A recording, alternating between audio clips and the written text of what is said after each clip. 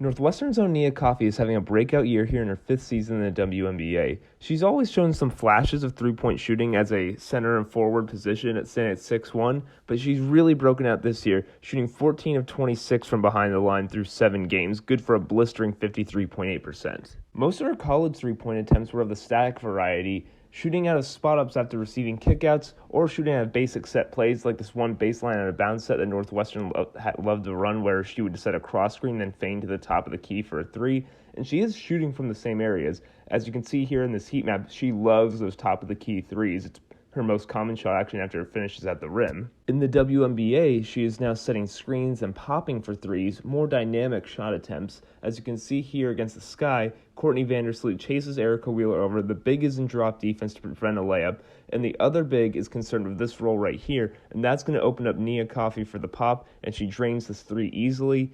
And you can see in this one, the Sparks are this time running horns, and after setting the ball screen, she's going to flip it around again and kind of feigns one, almost like a ghost screen, and then she cuts so hard right here. The big thinks they've contained the action so well, but then Nia's just going to start backpedaling into a three-point attempt, and there's just nothing you can do when she makes a shot like that.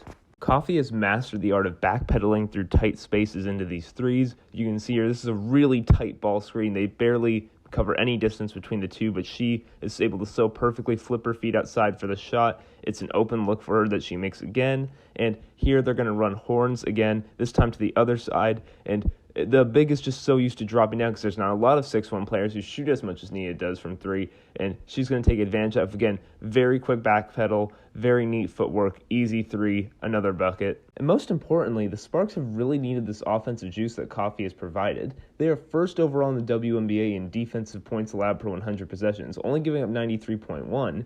But they're 11th out of 12 teams in offense, though their offense ticks up a bit with Coffey on the floor, and overall they have a pretty solid plus 3.6 net rating whenever she's on the court. And it's because of shots like this where they get a good closeout from the opposing center, and she drains it anyway over the high contest.